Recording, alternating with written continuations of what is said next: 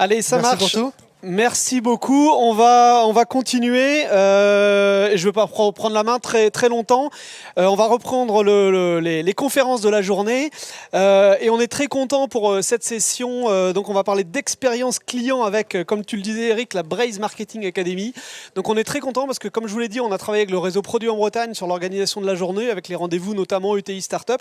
Et on s'est dit, mais est-ce qu'on ne devrait pas mettre une conférence de la Braze Marketing Academy, qui est une émanation de Produits en Bretagne, pour les marketeurs qui se retrouvent en présentiel ou plutôt en distanciel ces derniers temps, autour de sujets très variés avec des délégations départementales ou régionales. Bon bref, ça je maîtrise un petit peu moins, mais en tout cas avec sous la houlette de Jean Coinon, à qui je vais passer le micro dans quelques instants, on a monté cette session ensemble avec des super retours d'expérience de différents speakers qui vont expliquer comment ils mettent en place justement cette fameuse expérience utilisateur sur leur site, à quoi ils sont vigilants, quelles métriques, comment, bon bref, ils vont vous expliquer tout ça beaucoup mieux que moi.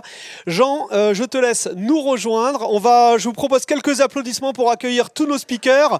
Jean Coinon, allez, des applaudissements, un peu plus que ça quand même, voilà. Jean Coinon, Antoine Goret, Arnaud Morvan et Hugues Mercier. Messieurs, je vous laisse prendre place, une table ronde exclusivement masculine. Jean, je vais te laisser saisir le micro. Et puis voilà. Merci à toi. Alors je vais rester debout pour avoir le plaisir d'animer cette table ronde en fait autour de l'expérience client. Allez, je fais en 2-3 mots une petite intro sur la Braze Marketing Academy. Alors assez simplement, c'est un réseau breton, c'est le premier réseau d'ailleurs en France dédié aux hommes et aux femmes de marketing, de communication, de digital, en tout cas les marketeurs en fait au sens large. Aujourd'hui, c'est un réseau qui fonctionne sur l'ensemble des 5 départements historiques bretons et qui accueille, allez, on va dire 1300, 1400 membres qui sont inscrits et qui peuvent suivre fondamentalement 3 conférences régionales effectivement par an. Puis après, on a des clubs locaux, on va dire assez schématiquement dans chaque département.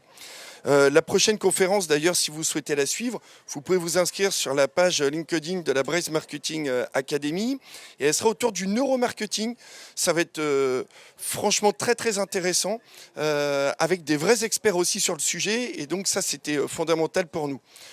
Voilà ce que je pouvais vous dire en un petit mot sur la Braze Marketing Academy. Puis maintenant, ce qui va m'intéresser surtout, c'est d'introduire l'expérience client. Nous, à l'agence, on travaille énormément sur ce sujet-là. Et à la fois, c'est un sujet qui doit tous nous réunir, absolument tous, peu importe le secteur d'activité, peu importe l'ancienneté de l'entreprise, peu importe la taille de l'entreprise.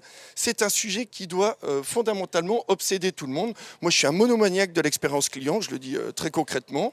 Et je pense que j'ai quelques monomaniaques ici également autour de l'expérience client. Mais je m'aperçois que ce n'est pas toujours fondamentalement détouré, reconnu comme concept. Donc l'idée, c'était en quelques mots de vous dire ce qu'est l'expérience client et en gros les marqueurs qu'on doit y retrouver. Allez, en 2-3 mots, c'est quoi ? L'expérience client, ça va être tous les sentiments, les ressentis, donc tous les feelings qui vont être justement donc ressentis par les clients, par les consommateurs, avec une marque sur, on va dire, l'ensemble des 3 grandes étapes de la relation, c'est-à-dire l'avant-vente, le pendant-vente et l'après-vente. Alors qu'est-ce qu'on peut appeler avant-vente, pendant-vente et après-vente ? Assez simplement, ça démarre des campagnes marketing, des campagnes communication, du feeling, du ressenti qu'on va avoir, de la manière dont la marque va s'exprimer, que ça soit visuellement, que ça soit sur le fond, avec son expression orale, son expression écrite. Ça va être également tout le processus commercial qu'on va avoir derrière sur cette partie avant-vente. Sur le pendant-vente, là aussi, on est toujours sur la fin du processus commercial, contractualisation, l'expérience vécue, ainsi de suite. Puis à l'après-vente, il y a beaucoup de choses. Il y a l'usage, bien évidemment, du service, du produit. Il y a également tous les contacts qu'on peut avoir avec les services clients. Vous voyez, c'est assez large. C'est vraiment fondamentalement sur ces 3 étapes-là.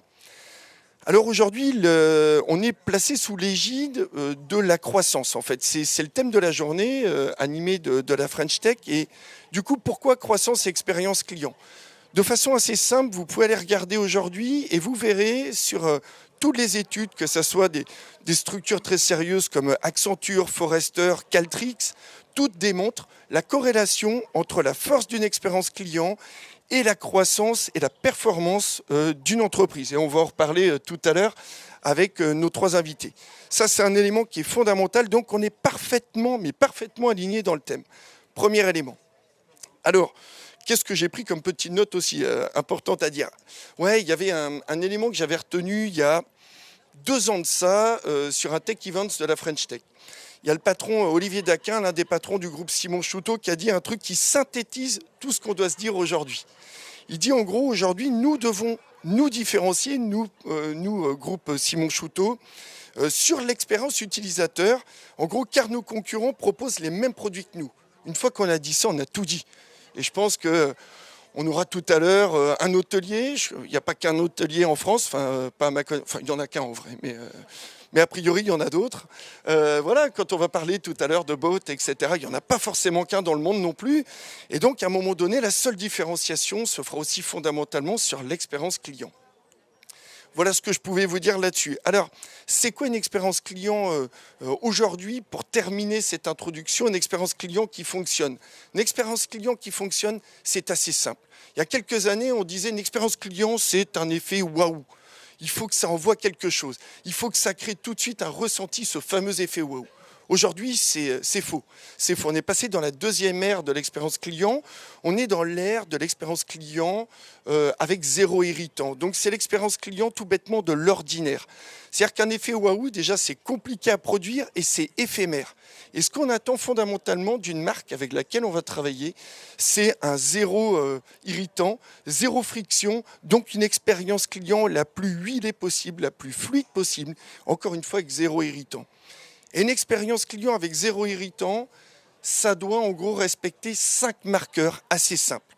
Tous autant que vous êtes, que vous soyez digital, pas digital, physique, figital, bref, on peut trouver tous les mots les plus alambiqués de la Terre. Il y a 5 éléments qui sont absolument essentiels.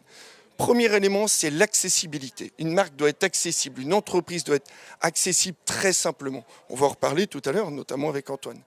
La deuxième des choses, c'est qu'on doit avoir une expérience client instantanée. On n'est plus prêt à attendre, bien évidemment. L'accessibilité, l'instantanéité, c'est aussi quelque chose d'absolument essentiel. On va d'ailleurs mettre la réactivité derrière ça. Troisième élément, l'autonomie. Vous devez pouvoir faire des choses en autonomie. Arnaud, on aura le plaisir d'en parler. Hugues, à mon sens, aussi. Quatrième élément, la valeur ajoutée. C'est vrai que le digital va beaucoup aider à l'autonomie, à l'instantanéité justement des marques et on va dire à toute cette réactivité, cette accessibilité. L'humain aussi derrière va remettre la valeur ajoutée. Prenez un exemple très simple aujourd'hui, la digitalisation d'un cabinet comptable va être intéressante pour toutes les tâches à très faible valeur ajoutée. L'humain va reprendre la main sur des attentes fondamentales d'un client que sont le conseil, l'écoute, la personnalisation. Et donc ça, c'est le 5e marqueur. La personnalisation, c'est le 5e marqueur de l'expérience client. Voilà, si on respecte ces 5 marqueurs à travailler de façon forcément différente, personnalisée pour vous, on est dans une expérience client, ce qu'on appelle de l'ordinaire. On va rentrer dans le vif du sujet maintenant avec 3 témoins très complémentaires, donc je trouvais que c'était hyper intéressant de les avoir. Arnaud Morvan, je vais vous laisser chacun vous présenter tout à l'heure. Antoine Goré, tout au bout, et Hugues Mercier, un grand merci d'être là aujourd'hui. Première chose, je vais vous laisser prendre le micro assez simplement. Première question, est-ce que vous pouvez vous présenter succinctement sur ce que vous faites et chacune de vos entreprises aussi, et puis après on parlera expérience client, au moins de savoir qui vous êtes, ce que vous faites. Donc Arnaud Morvan, moi je travaille chez B&B Hotel depuis pratiquement 20 ans aujourd'hui. Je suis en charge de la digitalisation. Donc B&B Hotel, c'est une marque qui a été fondée il y a 30 ans à Brest. On est présent aujourd'hui dans 12 pays, bientôt 13. Plus de 540 hôtels en Europe et dans le monde. Et on vient de fêter l'ouverture de notre 300e hôtel en France. Donc voilà, ça s'accompagne forcément de réflexions sur la digitalisation et l'expérience client. Donc voilà, on va en parler. Merci. Merci Jean. Donc Hugues Mercier, moi je suis le directeur général de Domax pour moi, qui est une filiale du groupe Crédit Mutuel Arkea, qui est donc une néobanque qui propose un compte de paiement qui vise à simplifier la vie et à faire gagner du temps et de l'argent à nos clients au travers d'une agrégation de comptes, de cartes et de services additionnels. Donc voilà, étant donné qu'on est 100% digital, 100% mobile, l'expérience client prend tout son sens parce que le client, on échange parfois par écrit avec lui, mais c'est tout. Il n'y a que notre application pour lui rappeler dans la poche qu'on existe et qu'il peut compter sur nous. Voilà. Très bien, merci. Bonjour à tous, moi c'est Antoine, je suis directeur marketing chez Crisp. Crisp, c'est un logiciel de service client à destination des TPE, PME. On est présent dans tous les pays du monde, à l'exception de l'Ouzbékistan et de la Corée du Nord. Et environ chaque mois, c'est entre 150 et 180 millions d'utilisateurs qui se servent de nos logiciels pour échanger avec les entreprises. Voilà.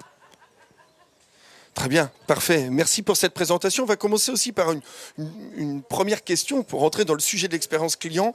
Assez simplement, quelle expérience client dans vos entreprises à ce jour? Comment ça se matérialise? Tout à l'heure, je vais vous demander comment c'est mesuré, etc. Mais aujourd'hui, comment ça se matérialise, l'expérience client chez BNB, par exemple, Arnaud? L'expérience client, elle est multiple. Et comme tu disais tout à l'heure, il y a plein de points de contact. Le avant, pendant, après est très important chez nous. Il y a le avant, c'est-à-dire comment on va aller chercher nos clients finalement sur les moteurs de recherche, sur les OTA, sur voilà, tous ces systèmes-là aujourd'hui. Donc c'est comment on donne de la visibilité à notre marque sur tous ces canaux d'acquisition. Il y a le pendant, c'est-à-dire comment est-ce qu'on propose aussi une expérience unique dans nos hôtels, sachant que nous on offre la chambre et le petit-déj. Donc comment est-ce qu'on optimise aussi tous ces services-là. Et il y a le après, c'est-à-dire que comment on utilise aussi le retour de nos clients pour améliorer nos services et proposer des solutions parfois différenciantes par rapport à nos concurrents. Donc, c'est intéressant ce que tu dis, tu as utilisé la notion d'expérience unique. Est-ce que tu peux me dire, parce que les mots ont leur importance et cette notion d'expérience unique, j'aimerais bien que tu t'étales un petit peu là-dessus. Et ben ça fait partie des marqueurs. Je prends un exemple, mais il y a quelques années, on a été la première chaîne d'hôtellerie économique à mettre de la fibre dans tous nos hôtels, parce qu'on croyait à ces usages-là demain. Récemment, la période Covid nous a obligés à remplacer par exemple tous nos supports de communication dans nos hôtels. Donc un client qui arrivait dans notre chambre pour qu'il ait accès aux services, etc. Donc on a déployé en un mois et demi sur l'intégralité de nos hôtels ce qu'on appelle une e-conciergerie digitale, qui a permis de garder le contact finalement avec nos clients et de leur proposer aussi des solutions de restauration à proximité, de leur permettre de présenter nos services et de rentrer en contact aussi avec nos hôteliers pour garder ce contact humain, qui est pour nous un marqueur fort chez BNB, c'est cette relation humaine. Donc les outils digitaux viennent là pour augmenter l'humain, pas pour les remplacer, et ça c'est important. Et ça permet aussi justement d'offrir une expérience qui est un peu différenciante, parce que les gens qui arrivaient chez nous savaient qu'ils avaient une solution de restauration, et ils pouvaient trouver de la restauration sur l'hôtel. Donc voilà, ça fait partie des marqueurs. Récemment, on a aussi déployé du Chromecast dans nos hôtels, parce que c'était un usage qu'on voyait aussi arriver avec du Netflix, avec toutes les plateformes de VOD. Donc ça, c'est quelque chose qu'on a aussi mis en place chez nous. Donc voilà, c'est des petites choses, mais qui font des marqueurs de la marque et qu'on essaye d'améliorer, de proposer à notre clientèle, en fait. C'est fondamental ce que tu dis, une expérience client certes ordinaire, parce que ça c'est important, qu'elle soit bien calée, mais unique. Ça c'est un élément essentiel. Hugues, l'expérience client chez Omax, pour moi, ça se passe comment? Alors l'expérience client, elle commence par un téléchargement d'application, puisque par construction, on est 100% digital. Et ce téléchargement, il doit évidemment bien se passer, et le parcours de souscription doit être fluide. C'est-à-dire que quand on investit pour acquérir des clients, on doit faire en sorte d'en perdre le moins possible pour qu'ils aillent jusqu'au bout et qu'ils deviennent des clients. Et ça, c'est une première étape qu'on doit suivre et qu'on doit mesurer pour l'améliorer en permanence. On doit avoir les meilleurs parcours de souscription possibles. Et après, il faut savoir, de mon point de vue, être présent quand il faut et proposer une expérience quasiment invisible, notamment au moment du paiement, puisque nous, on propose des services de paiement, et qu'un client qui a agrégé sa carte quelque part et qui utilise le compte d'une autre banque pour payer au travers de sa carte Max, doit pouvoir ne jamais rencontrer d'incident, que ça se passe bien. Et par contre, après, quand on va être en capacité de lui proposer des offres complémentaires, des services payants, etc., il faut savoir le faire avec pertinence. Et ça suppose de segmenter et de personnaliser ce qu'on va proposer au client et les interactions qu'on va avoir avec lui. C'est intéressant ce que tu dis, parce qu'on pourrait dire qu'on est en train de défoncer des portes ouvertes. Parce que, en fait, ce que tu veux juste offrir à tes clients, c'est une expérience qui fonctionne. C'est pas toujours aussi simple que ça. Et qu'il en garde un bon souvenir. Et qu'il en garde un bon souvenir. Pour devenir un prescripteur. Bien évidemment. Et tout à l'heure, on va rentrer dans le concret de comment vous faites, comment vous mesurez. C'est super intéressant. Eh ben Antoine, comment ça se passe chez Crisp, l'expérience client? Nous, il est important de préciser qu'on est une toute petite équipe. On est 10 personnes chez Crisp aujourd'hui. Et donc, vous pensez bien qu'on ne va pas se permettre de passer non plus énormément de temps de façon personnalisée avec chacun de nos clients. Et donc, on se sert de la technologie et des outils modernes qu'on met à disposition de nos clients pour leur permettre de vivre une expérience qui soit justement unique et personnalisée. Il y a une autre tendance qui est très forte et que nous, on applique énormément auprès de nos utilisateurs. C'est ce qu'on appelle la stratégie de libre service, où on va fournir à nos utilisateurs un ensemble de contenus qui vont leur permettre en fait d'être autonomes dans la réalisation des différentes étapes du cycle de vie. Et donc de l'avant-vente jusqu'à l'après-vente et à l'utilisation du produit, on fait en sorte en fait qu'ils aient quelque part pas besoin de nous pour utiliser notre logiciel et faire en sorte qu'ils soient contents d'utiliser le produit. Et donc il y a un marqueur très fort chez Crisp, c'est qu'en fait il y a 50% des utilisateurs qui utilisent notre plateforme qui nous ont jamais contactés. Et ça c'est une vraie force, parce qu'en fait ça nous permet du coup de nous concentrer sur ce qui compte vraiment, c'est-à-dire notre produit. Et donc on a mis en place justement tout un tas de solutions pour nous permettre d'aller continuer à grandir sur un marché très concurrentiel. Ouais. Cette mesure est intéressante. Est-ce que vous vous fixez en termes d'expérience client un pourcentage, un objectif de pourcentage? Vous êtes à 50% aujourd'hui. Est-ce qu'il y a un objectif de passer à 60%? Enfin... Là aujourd'hui on regarde plutôt le nombre de conversations par semaine.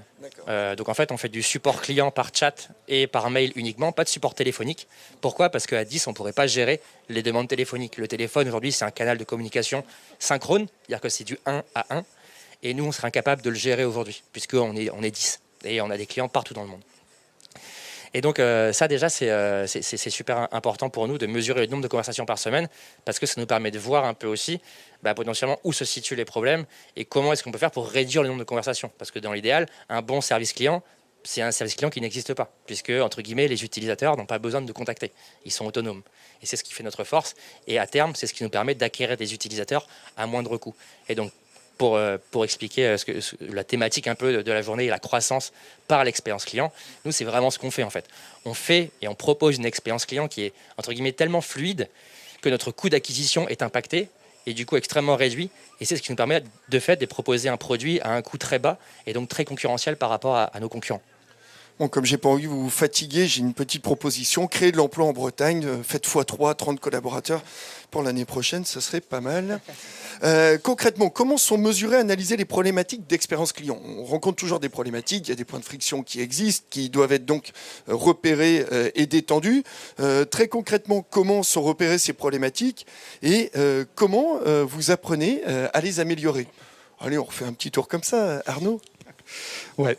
Si je parle puisque nous on a nos clients dans nos hôtels, mais on a aussi nos clients internes qui sont les hôteliers, les équipes support, etc. Nous on regarde sur la partie frontale client, on regarde énormément les données qu'on récolte aussi sur le parcours utilisateur, quel que soit le point de contact, que ce soit sur notre app, sur notre site, etc.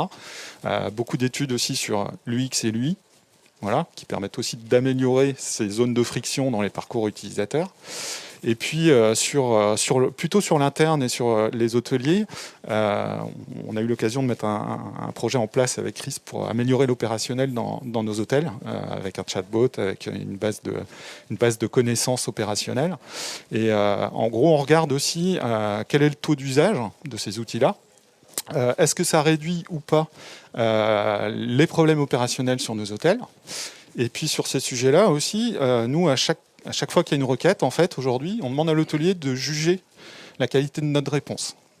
Donc ça, c'est un indicateur important, parce qu'aujourd'hui, ça nous permet de dire si oui ou non ces outils-là fonctionnent. Et puis, deuxièmement, ça nous permet aussi de construire les choses, puisqu'un robot, ça s'éduque. Donc c'est important aussi. Tout à fait. Et d'intégrer finalement toute la surcouche métier dans ces outils-là. Donc voilà, il y a beaucoup de métriques, on a beaucoup de données, on agrège beaucoup de données, il faut savoir les regarder. Alors il y a le big data. Savoir les choisir aussi. Ouais, c'est ça. Et du coup prendre les bons métriques et pouvoir améliorer les outils au quotidien, quoi. Voilà, c'est intéressant parce qu'en gros, ce qu'on est en train de se dire, c'est qu'il n'y a pas d'expérience client et d'amélioration de l'expérience client sans analyse, sans écoute c'est évident, du client et des clients, parce que vos hôteliers sont aussi vos clients, bien évidemment. Hugues, comment ça se passe? On a un petit peu discuté tous les deux. Vous êtes dans un niveau de maturité croissant sur l'expérience client, peut-être pas encore comme BNB. Comment vous l'écoutez, cette expérience client? Alors moi, je voudrais juste avant revenir sur un mot de ta question Ouais. qui me plaît beaucoup, qui était le mot apprendre en fait. Et c'est au travers de ce que vient de dire Arnaud, le fond du sujet, c'est pas tant la data, on en a plein, on en a tous énormément. Moi, au travers des données de compte agrégé ou de paiement, peut-être plus que d'autres, on a moyen de connaître très intimement nos clients. Une fois qu'on a dit ça, si on n'apprend pas de leur usage, qu'est-ce qu'ils font, où et quand dans notre application, qu'est-ce qu'ils font des services qu'on propose, parce qu'il y en a qui détournent des services auxquels on n'avait pas pensé comme service additionnel et qui est un bon service. Et du coup, on peut le marketer pour en faire un levier de croissance ou de revenus. Et ça, pour moi, c'est plus un état d'esprit. Alors, on doit avoir des outils pour mesurer, que ce soit l'apprentissage au travers des chats, des échanges avec des conseillers, du parcours dans l'application, des données de nos clients. Toute cette mine, elle doit être travaillée pour apprendre et pour s'améliorer, pour rentrer dans une démarche, pour le coup, vraiment agile, alors sans tomber dans les techniques de développement informatique. C'est plutôt une philosophie, pour moi, d'apprentissage permanent. Et donc, nous, on travaille à plusieurs niveaux. On travaille évidemment d'un point de vue technique avec des bases de données qui sont stockées, qui sont analysées. Du coup, les moyens humains pour les traiter, pour en faire quelque chose, pour en faire des leviers actionnables et de croissance et de revenus. Ça, c'est la première chose. Et deuxièmement, un truc tout bête, moi, je suis arrivé, j'ai pris mes fonctions il y a pas très longtemps, il y a 2 mois. On a beaucoup de gens qui travaillent sur le produit, sur le projet, que ce soit des internes ou des externes. Et en fait, la première question que j'ai posée, c'est est-ce que tout le monde était client de notre solution? Et la réponse était non, pas tout le monde. Et donc, en fait, la première chose que je leur ai demandé, c'était de devenir client. Alors, c'est facile parce qu'on a une solution où il y a des propositions de valeur qui sont gratuites. Donc, c'est plus simple que de leur imposer de payer. Mais pour qu'ils aient un retour, en fait, pour qu'ils maîtrisent et qu'ils apprennent de ce qu'ils font et de ce qu'ils mettent en marché. Et ça me semblait vraiment être la première étape importante au sens un peu tactique pour s'améliorer en permanence. C'est très intéressant ce que vous dites, parce que souvent on nous pose la question à nous en disant mais comment je peux améliorer mon expérience client? La première étape, elle est excessivement simple, c'est écouter, analyser et regarder simplement où sont les points de friction. Et là, la meilleure base de données sont nos clients. Mais très simplement, après il y a plein de modalités, plein de canaux, plein de méthodes pour le faire. Chez vous, comment ça se passe chez Crisp? Nous, on est nos premiers utilisateurs. Donc c'est simple, en fait, on se sert de notre propre produit pour servir nos clients. Et donc on est conscient des problématiques qu'on rencontre tous les jours. Très simplement, le mois dernier, on s'est dit, allez, on va commencer à utiliser notre brique de mailing pour envoyer des mails à nos clients. Et donc là, on s'est rendu compte à quel point la brique n'était pas efficiente et pas bonne. Et donc, on a commencé à itérer dessus, à améliorer, à faire en sorte que moi, qui suis en fait la personne au marketing, puisse me dire demain, OK, là, je suis à l'aise avec la possibilité d'utiliser cet outil-là. Alors, bien évidemment, ce n'est pas le seul retour qu'on a. Non, tu m'as dit que tu as analysé tout le funnel aussi pour regarder les Bien sûr, en fait, points bloquants. on combine 2 typologies de données, de l'analyse qualitative et quantitative. Et donc, l'analyse quantitative, elle va être réalisée à plus grande échelle en utilisant des outils qui sont des outils d'analyse produit type Amplitude Analytics, qui est un logiciel que nous on utilise chez Crisp et qui nous permet de mesurer très finement toutes les interactions des utilisateurs sur notre logiciel, fonction des différentes typologies d'interactions. Ouais, tu as des exemples concrètement, par exemple, d'éléments analysés? Et typiquement, nous, le chiffre qu'on regarde tous les jours, c'est le nombre de messages envoyés par semaine. Et ça, c'est le chiffre qui nous dirige chez Crisp. C'est vraiment le truc qu'on regarde tous les jours. Et notre objectif à nous, chaque jour, c'est de faire en sorte qu'il y ait toujours plus de messages qui soient envoyés sur la plateforme. D'accord, très bien, parfait. Est-ce qu'il y a d'autres éléments qui te permettent comme ça de regarder? Parce que tu disais du quanti et du quali. C'est quoi la version quali de votre analyse? Ça va être des entretiens clients.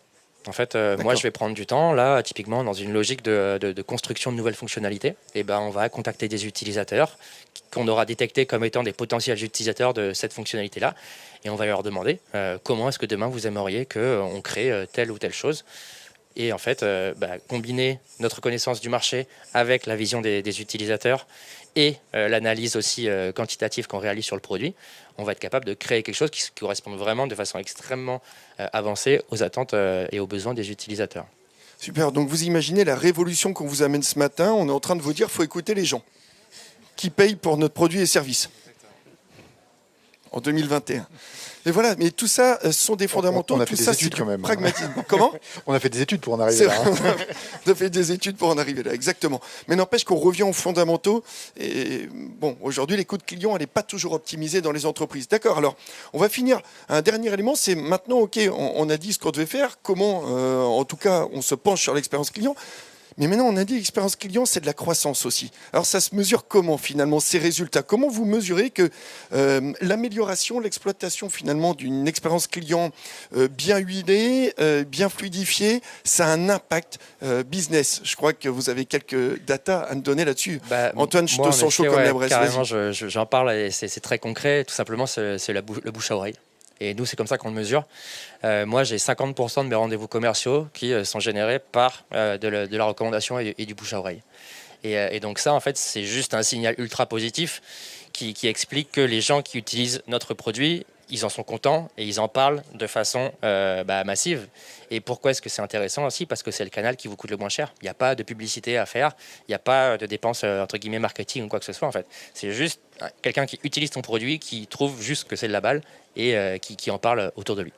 En fait, l'élément essentiel, vous le savez tous, c'est transformer un client, non pas en client satisfait, mais en client promoteur. Et il y a une vraie distinction, une vraie nuance entre les deux. Et c'est fondamentalement l'expérience qui fait que. Et aujourd'hui, tu le démontres par des chiffres concrets. Arnaud, est-ce que tu as aussi, toi, des éléments concrets qui vous permettent de mesurer que cette expérience vous fait gagner clairement des clients et de la croissance?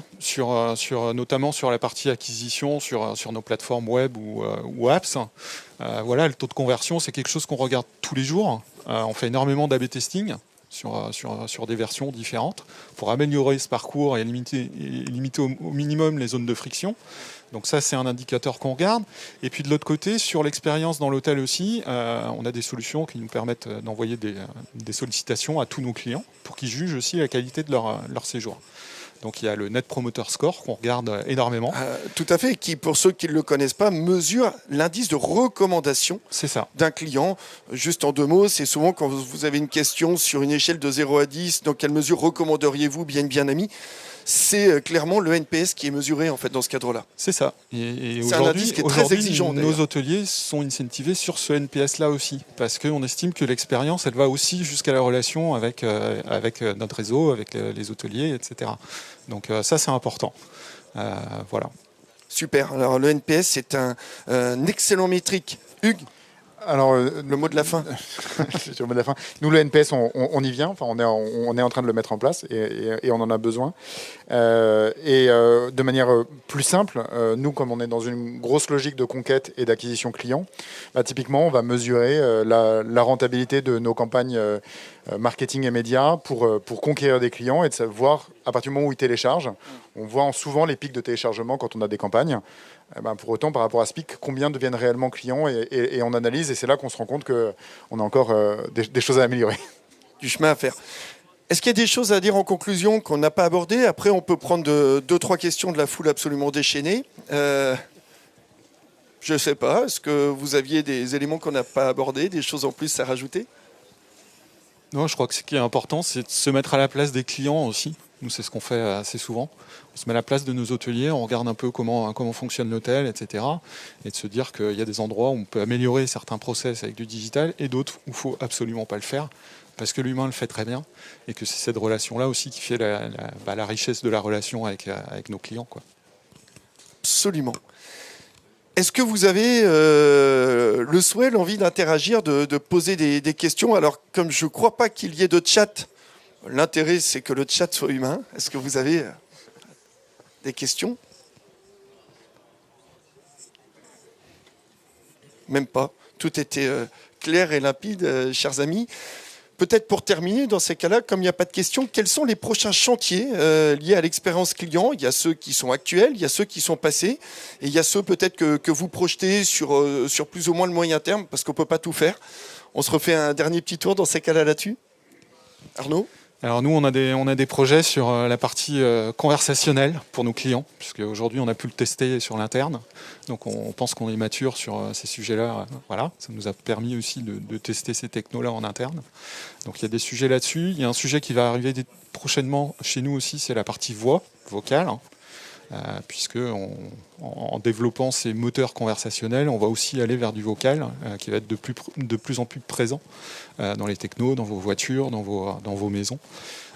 Donc voilà, il y a des sujets là-dessus. D'accord, sur des sujets plutôt moyen terme, du coup projectifs. C'est bien d'avoir aussi ton témoignage, Hugues, parce que, comme je disais tout à l'heure, chacune des structures ici a un degré de maturité, d'ancienneté qui est différent. Et chez Omax pour moi, c'est quoi les prochains chantiers expérientiels clients ? Alors les prochains chantiers, alors c'est pas directement de l'expérience, mais c'est de la mesure de l'expérience. C'était le NPS, comme j'en parlais, là, qu'on va mettre en place dans les mois qui viennent. On est en train de lancer un gros chantier de refonte de notre application et surtout de notre parcours de souscription, parce que là, on voit directement l'efficacité de nos investissements, et ça, c'est très important pour nous. Et après, on va sortir de nouvelles offres pour continuer à étoffer le produit, pour continuer à se diversifier et à accroître, tout simplement.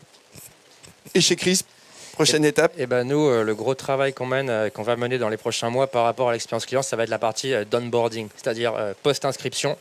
Qu'est-ce que nous, on fait en tant que logiciel pour inciter les utilisateurs à activer l'ensemble des fonctionnalités qui existent sur le produit et faire comprendre à l'utilisateur ce que peut apporter en termes de valeur notre produit aux différentes entreprises.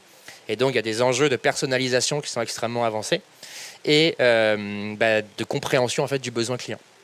Est-ce qu'il y a une envie d'exploiter la recommandation client ? Aujourd'hui, elle se fait de façon induite finalement, parce que l'expérience est bonne. Est-ce qu'il y a demain l'ambition d'aller plus loin pour travailler, pourquoi pas, sur un programme ambassadeur, enfin un truc peut-être assez light, mais est-ce qu'il y a l'envie d'aller exploiter cette recommandation qui est un levier très fort ? On a mis en place un programme d'affiliation qui existe. Et donc, pour certains de nos clients ambassadeurs, que ce soit des agences web par exemple, ou des blogs qui souhaitent écrire des articles concernant nos produits, on propose aux plateformes justement un lien d'inscription qui va reverser en fait une partie de l'argent généré au travers de l'article qui aura été rédigé par exemple. Ouais.